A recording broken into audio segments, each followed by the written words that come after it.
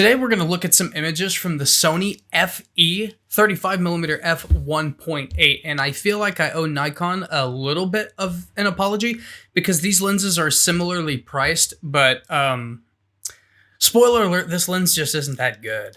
But you can develop your own opinion. Let's just look at the images. Okay, so here we are in Lightroom, and I want to say first off that the color that you get from this lens is very warm. The Sony sensors seem to be more warm, and I'm all right with that. I usually add that warmth. And as you can see, we're just okay on the sharpness.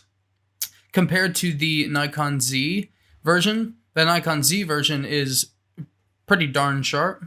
We have nice sharpness, right? It's just okay whenever we check out this one.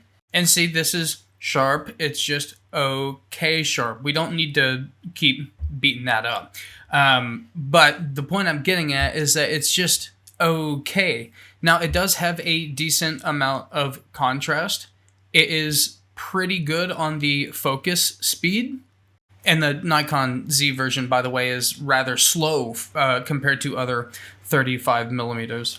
And hovering around this image here, see, it's just, this is not moving at all. We're in single point autofocus, and it's just okay. It's not $700 or $800 good. So that's the problem I have. I'm very much a value person. Now, this image with the Meyer Optic Gurlitz 100mm trio plan actually turned out really cool. So I want to give this one a little edit, and we're going to do that with today's sponsor, Luminar Neo. Skylum was nice enough to let me try out their product, and so I want to see what kind of cool presets it will suggest for this image. It's as easy as right-clicking, going to Edit in Luminar Neo, and that will pull it up in Luminar Neo, and it says, for this photo, it suggests these. So let's check out Urban Style.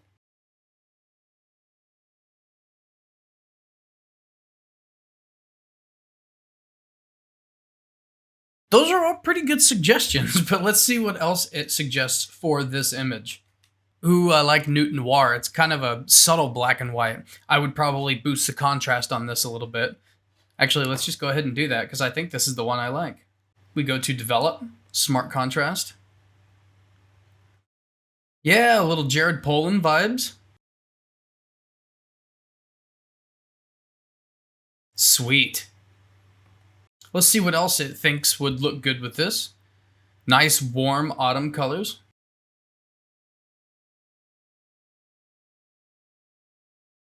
And I actually kind of like Arctic Atoms. It's not my typical style, but I kind of feel like I'm looking at a bird feeder on Saturn's moon Titan.